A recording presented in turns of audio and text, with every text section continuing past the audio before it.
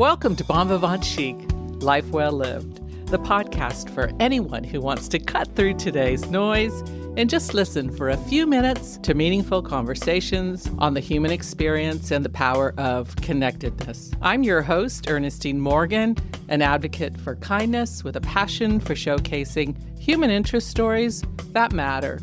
Today, I'm delighted to be sitting down with Brian James. Brian is an American fashion and portrait photographer based in St. Petersburg, Florida, and has been running his studio in Tampa Bay since 2010. Brian has shot multiple assignments abroad, from London, Paris, Milan, Montreal, to Reykjavik. His focus is photographing people and telling their stories.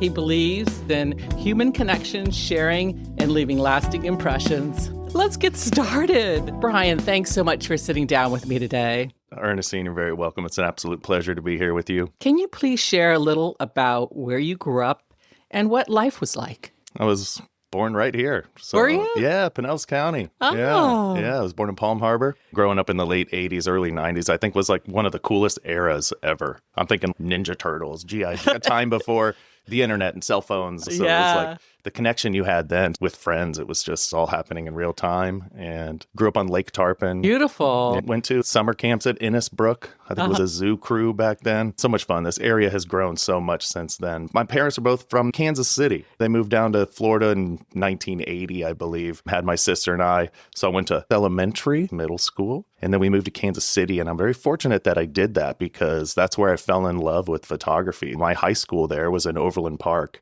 which is a really, really cool suburb of Kansas City. And the Blue Valley School District there is just incredible. Our school there was a gigantic 6A school. It had so much money in the arts department. We had a high school darkroom that had 13 enlargers in the high school darkroom. Wow. I had 6 at my university. So I was like, how did I downgrade from high school to college? And that was just crazy. They had a ceramics class where almost every kid had a wheel to throw pots on. We had a 3D design class where they were teaching jewelry, and this is a public high school. That's awesome. Super fortunate. They only had a photo 1 and photo 2 class. And after I took photo 2, I was like, well, what am I going to do now? That's the only thing I really like doing here. And they were like, well, you could apply for this thing called an independent study. And I was like, okay. So I looked into that. I basically had to write a course. Mm-hmm. So I wrote a course and I applied for it, and then they approved me. So I got to go back into photo 2 that next semester and take photo 2 again, but I was doing my course. I got to do really whatever I wanted, and they let me do that another time. I knew then that this is something I love because digital was out, but they were teaching us to shoot and develop black and white film in a darkroom. If you've never done that, if you've never watched a print come to life in the chemicals, you just watch it appear in front of you. I was like, this is magic. It's so cool. I did that in high school too. It was so neat. I was hooked. Yeah. And you got past the chemical smell. Right? Because I remember it smelled so bad. Maybe it's better now. No, it's the same stuff. Okay. Yeah, it's the same stuff. But even if you're printing digitally now, that smell is weird. You know, the inks and things, the printing process. Yeah, I've been a part of watching a magazine be printed, and those are that's worse, I think. So, what was it like growing up both here and in Kansas City? Build forts. That was some of my coolest things growing up. We would just go into the woods, build forts. It was like a way to get away as like guys. It was like our own clubhouse that we built. We'd go to construction sites in the neighborhood where they were building a new home, and we'd pull all the wood out of the dumpster that they were throwing away, and we'd use that to build our fort. And then Dad be like, hey, where's my tools at? And we're like, oh, I think I left them at the fort. We would tie some of this wood to the back of our bikes with rope, and we would ride through the neighborhood to drag it to the fort. I mean, it was cool. It was a really good time. And then the girls, like my sister and then my cousin and his sister, the girls would start to find out about the fort, and they wanted to come. So we'd be like, okay, what do you guys want to do here? And they would clean. They're like, we'll just like sweep. But you're just sweeping dirt. It's really funny. But it was a place like kids wanted to go. My mom always pushed us to travel, and she's the type of traveler, when you go somewhere, if there's a plaque or there's a sign, she's going to stop and read it all. A lot of our travels, we learned a lot too. They were educational, and I think traveling is something that's so important these So since days. you were a kid, you were traveling? Even when we would have break, growing up here, we have Clearwater Beach, and we would go there all the time, build sand castles and stuff. But we used to go every summer down to Lena, which was a cool resort in Fort Myers. I have so many great memories down there. It's such a cool area. Great memories growing up. I mentioned Ninja Turtles earlier. My 6th birthday had a Ninja Turtle pool party, and Raphael showed up, delivered the pizza, and we're all just like, oh, that era was cool. Fun. And then I was a huge rollerblader. got into aggressive inline skating. Oh, remember that era? yes. That was cool. Waxing up curbs and grinding and jumping stairs. And that was a huge influence on my life. And also part of how I kind of got more into photography too, because I was documenting that. We'd want to show our tricks and show us jumping stairs and make pictures of it. Yeah. So I was into roller skates. So we used to roller skate up and down the boardwalk in San Diego. And then I tried to convert to rollerblades, but it was so hard. I could not get it together. Roller derby still uses the 4 quads. Yeah, they do. Yeah, nostalgic. You got the brake on the front. That's such a weird thing. It was my favorite sport. I loved watching every Saturday morning. Roller derby? That's a serious sport. You're on wheels, like going in a circle, like super fast, and then you're knocking into each other. I've made some really cool pictures of some roller derby people. Did you? Yeah. There was an assignment I did many years ago, and I remember they always have funny names. But I remember this one, I made this portrait of this girl. She had this cool sticker on her helmet that said, like, shut up and skate. And her name was Leia Flat. It's like, that's pretty good. I still got that picture. It lived in my portfolio for a while just because she had such a good personality, and it comes through in the picture in her face. It's just like, yeah. Oh, that's great. Who had the biggest influence on you when you were young? Oh, the biggest influence, that just depends what era. There's times my mom has always been my biggest supporter. Absolutely. I remember my dad being like, oh, you want to be a photographer? Like, ooh, good luck. You're going to be a starving artist. And my mom was always my fan. And Dad's now, I'm so proud of you. I remember when. But then there was the years where my sister was my go-to. She still is. I talk to her almost every single day. We went through those middle school, high school years where we didn't talk, but we are so close now, and it's so cool. And there were so many times when I was a kid, she was my relationship coach, my fashion consultant. I'd be like, how's this outfit look? She'd be like, no, you look stupid. Tell me about your name. You have 2 first names, and I know a lot of people have that. Cool. Hey, it's for marketing. James is my middle name. Brian James. My mom knew that my sister and I were going to be creative, or we were going to be successful, or she wanted us to be famous or something. So my sister has a cool name. She's Catherine Blair. Cool. Brian James. I mean, that's super easy to find. It's great. It's great for marketing because the only thing you have to question is, oh, is it Brian with an I or is it Brian with a Y? And that's really about it. Everybody knows how to spell James. When I was creating my photography and portfolio and deciding how I was going to market myself and looking at websites and stuff, I was like, Brian James is, I think, the way to go here. Been that ever since. Most people don't even know that it's my middle name. I've adopted this personality of that's who I am. I am Brian James, and it is on my driver's license. I'm Brian James Clevenger. It just says Brian James and then my last name underneath it. But I just don't go by that. It does sound very cool. I think so too. Especially when you say it. Yeah? Yeah. Meredith says Brian Jamé, and I think that's really funny. Give it a little That's mystique. cute. Yeah, I just think it's easy. It's short. But I do get that pushback about never trust somebody with 2 first names. You know, it's funny. People say that. What was your very first job and how did it shape you? You think my very first job shaped me? What was it? I worked at a grocery store when I was 15. That doesn't shape you.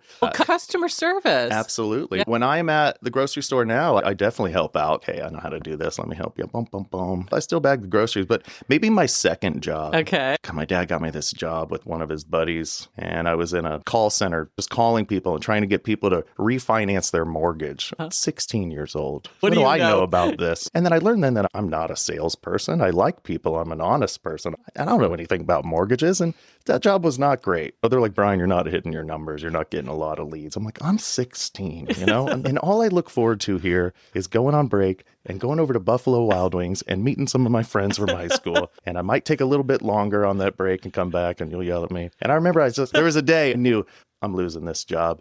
My boss was like, hey, Brian, can we come in here? And I want to talk to you. And I look, and behind him in the conference room is his boss. And I just looked at him and I go, nah, it's okay. I quit. And he was like, well, I'm glad we're on the same page. So, I mean, I learned then that that's not me. I'm not in sales. I'm not a salesperson. When I left college, I got my real estate license because my family had done that growing up. And I was like, oh, this will be easy. I'll do this, you know? And I was like, oh, this is no fun. I don't enjoy that. I love properties and homes, and I love all of that. But the sales part was not for me. And I remember somebody asked me, well, what do you want to do? And I was like, well, I just want to be a photographer. They said, well, why don't you do that? And I was like, oh, I can do that? That's something you can do? Yeah, you can do whatever you want. People are astronauts because they wanted to be that. We grow up now, and people tell you oh, you can't do that, or that's too hard, or nobody's able to do that. You can do whatever you want. You just have to focus. You just have to really buckle down and do it. And it takes time. I made the decision right there. Quit real estate. I went and got a part-time job at a camera store. That's when my dad told me, good luck, you're going to be a starving artist. And I never looked back. Good for you. It took 5 years from that point, though. So this is where the hustle comes in. It took 5 years to go full-time. 5 years of having a part-time job, working at a camera store, building a portfolio on the side. I think 3 years in, I got my studio. And then it took 2 years after that to go full-time where I can go all in. And this is what I'm doing. Well, good for you. And that's been since 2012. And you've built an amazing business doing what you love. What are some of the most rewarding moments while building your business? Besides just doing this is the fact that I've been doing this for 14 years. Incredible. 14 years full-time. I've been doing it since, I guess, high school. I tell people that's the only thing I've liked doing, and that's the most rewarding part. And then meeting people like you, you know? You're sweet. We technically met through photography because I give back. I met you through charity events. Yeah. That's how we met my wife. Right. So sometimes you give back in the world and then you get things back. So that's just so true. But the most rewarding, I think, is making pictures for people that they use to then market themselves and then build them up. That is the coolest thing. That's the most rewarding. When I see my images used in the world that are building people, building their brands, marketing their businesses, and then they become more successful, and it's something we did together and we had fun doing so, I mean, that's it. Great. If you look back, what moment did you realize photography was what you wanted to do as a profession? I don't know if it just happened. It was that moment of being asked, like, well, why don't you do that? And I was like, oh, yeah. But it's just that I like people so much. I just like hanging out. And that's what I get to do when I'm making pictures. Yes, sometimes there's a whole team, especially on a fashion shoot, which are the most fun type of photo shoots anyway, because you're all working together to make images. We're all hanging out. We're all creating together, but you're spending time. It's connection. And yeah, I learned years ago that people will pay you money to make pictures of them as opposed to a mountain. Mountains are very cool. I have some really cool pictures of them, but no mountain has ever paid me any money. So, and you do have some awesome photographs, the ones from Iceland that I saw at your studio. Yeah, the travel photography side is awesome. I love that. And there are photographers out there crushing it. That is an incredible way to go with your career. You get to see the world. But it's hard. I saw with everything digital coming out and cameras on your phones and everybody's printing their own photos. Right. So I felt the fine art side of photography is so hard. You have to print these large images that are costing you hundreds of dollars to just put on a wall, and you're hoping that somebody's going to come in and buy that for more than you paid to print it. That's a hard business model. And even National Geographic wasn't paying that much day rates back in the day. And a lot of that is like, that's a different personality. So almost every year I get an intern from whether the Art Institute of Tampa or Ringling College of Art and Design. And if these interns, these photographers, don't have the personality to be a portrait photographer, I will give them the best advice that I can and push them into an area of this field that you can be successful. Because you don't have to be a portrait photographer. If you're not good at connecting with people or talking with people or making somebody comfortable in front of the camera, you're not going to be a successful portrait photographer. But you can photograph food, you can photograph architecture, you can be the travel photographer. There are so many avenues in photography, and it's really remarkable. It's just finding what works for you and your personality. And you touched on print media. I have seen many magazines go out of business over the last 25 years. What's the biggest challenge of working in the fashion industry right now? The biggest challenge is, if we're talking about the printing process, is very expensive. Talking about printing photos and putting them in a gallery. So the printing process is expensive. So people are finding, these companies are like, we can just put them online and we can show that we're getting these eyeballs.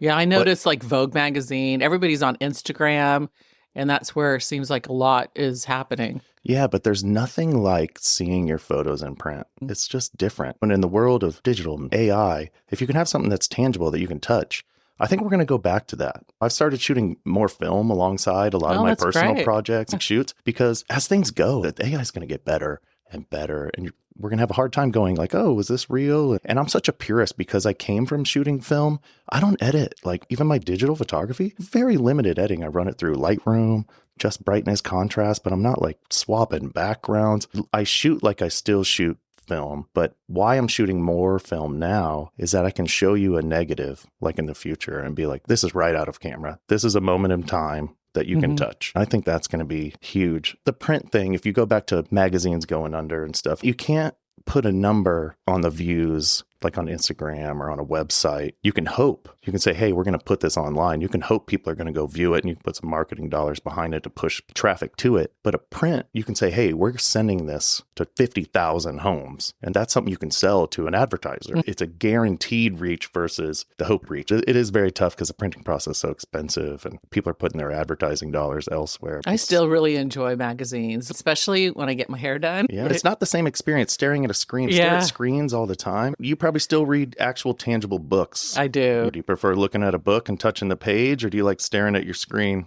I prefer a book because I can make notes. Well, I think you can do that digitally, but I can turn the corner of the page if I don't have a bookmark. Absolutely. What keeps you inspired and motivated today? Oh, that's just life, just every day. I'm just happy to be here. Well, it's an exciting time for you. Of course, you just got married. Yeah, true. Very exciting time. I just look forward to every day. As a photographer, I see things differently. I find beauty in just my walk from the car to the studio. They call photography the art of seeing. Love that. You can teach everybody the technical side, but you sometimes can't teach the eye. You can't teach somebody how to see things. My outlook is just positive. I try to find art in every day, and that's what keeps me inspired. And the reason I shoot fashion is because I love people. I love making portraits. And fashion is portraits plus really cool clothes, plus a cool hairstylist, a makeup artist, and the model. And you're all working together as a cool team to make fun, creative things. And that's inspiring. Fashion changes every season, every year.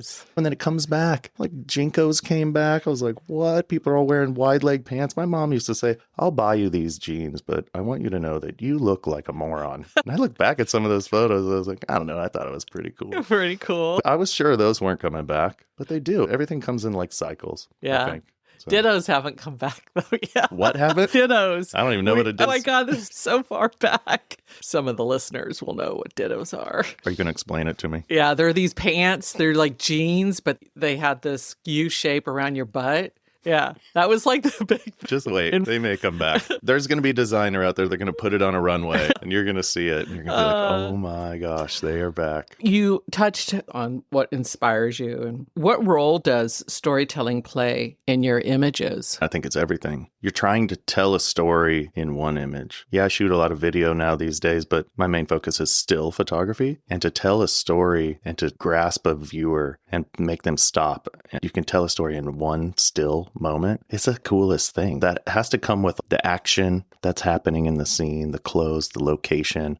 All of those things are important. The lighting changes the mood. I could light you with very contrasty lighting, make it look edgy, or it could be soft and pretty. So it's how you want to shape it. It's what story you want to tell. And a lot of times with clients, they're like, oh, you can just do whatever you want. But that'll depend on my mood that day. Am I in a happy, sunny, or am I in a cool, edgy kind of vibe? It changes. So that's why creating a mood board, when you're working on big productions, you have a mood board and shot lists. And this is the mood we want to go for. This is the story we're trying to tell. This is the emotion. This is the lighting we're trying to do. So you have to be very thoughtful about it. So it's helpful when the client comes in and provides you with some examples of what their expectations are, how the photos turn out, right? Yeah, absolutely. Yeah. We take what we call a mood board, but we call it inspiration. You want to use it as inspiration and not as duplication, which is huge because here's this picture. You don't want to do exactly that. You don't want to copy it. You want to take that as inspiration. We're going to make it our own. But at least you have a starting point. I know where you're at, and together we make something that we both are happy with. People have asked me, oh, what's your favorite lens or your favorite tool that I have in my bag is my personality. I'm able to somehow connect with people that I've just met and within 5 minutes, make a picture that looks authentically them. Very fortunate to have that. Tell us a little bit about Art Lofts in St. Petersburg, where your studio is located. It is really, really cool. What a great place to be able to photograph because you have some great lighting that comes in through those windows. Even though there are all those high rises all around you, you still get some good lighting filtered in. Yeah, so you mentioned that high rise there. So yeah, that new one they put in. My light right now is killer starting at like 10 a.m. But that happens in any city. You know, you can get the greatest studio and then they build some high rise right next to you. But yes, I have those 4 sets of 9-foot tall French doors that face Central Avenue. And I'm right at 5th and Central. The Art Lofts is killer. It's such a cool spot. I'm so lucky. I found it just walking by with a friend of mine.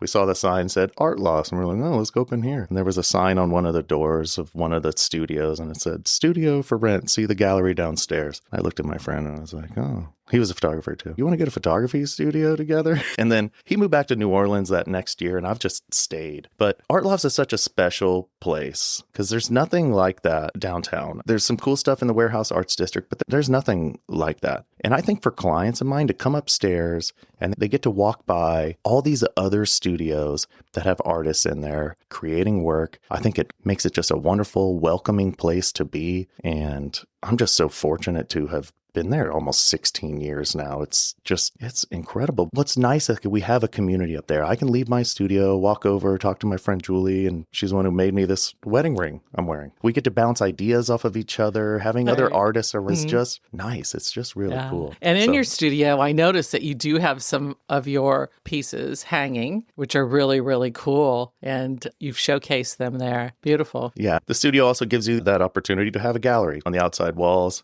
I've been very fortunate there. They've let me lease now 3 spaces. I've connected 2 of them. But having the space, you need space to work in, and you need space to move lights around. Having super tall ceilings, like these 14-foot ceilings, and all that natural light. You couldn't ask for a better studio in a location right downtown St. Pete. There is not another photography studio downtown St. Pete. And yeah, it's killer. I'm sure there have been many pivotal moments or decisions that changed the course of your life. Is there one that really stands out to you? What do you want to do? I just want to be a photographer. And then that question, well, why don't you do that? I went and I did it. Sometimes you need to do that. Somebody needs to ask you that question. Well, what do you want to do? And you got to figure that out because there are so many ways to live this life. I think I was 25. I got my studio when I was 27. It's crazy. And one thing is people say that life is short, but life is also long. It's been 16 years. It doesn't feel like that at all. You know how much time you have to reinvent yourself again and again and again? Life is short, but it can also be long if we're lucky. And you can change directions whenever you want. Yeah, that's what I did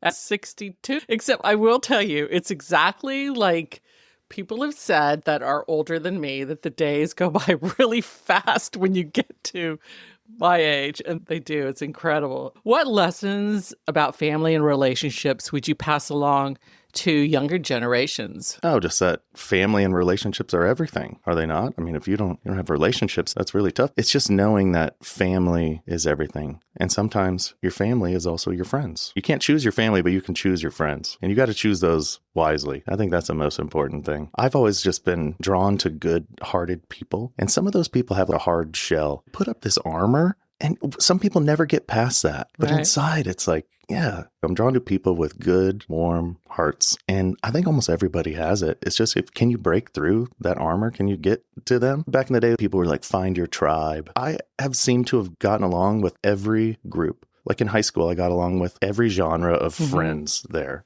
Yeah, so me too. I was in all of the groups. All the tribes. And I wasn't stuck in one. That's how I live my life. It's about experiencing too. What advice would you give someone interested in a career in photography? Do it. Just find something you love and photograph it all the time. The word photography in its simplest form means light writing. So photo like photosynthesis and graphy like calligraphy. That's all that it is. It's finding and recognizing light and using it. Don't try to fight it. It's really the best thing I can tell somebody is to find something that you love and shoot that. Keep shooting that. Keep showing that. Post it, share it, repeat. Just keep doing it. You can do all the other jobs. You can take any other jobs. I shoot other things. I'm known for shooting fashion, editorial, but I shoot CEOs and headshots and marketing materials, and I shoot on big productions for commercials. But you show the work you want to be hired to do, and then you build a name for yourself. So you're defining a niche in your photography, and then people recognize you for that. They say specialize, don't generalize. If I had a portfolio and I had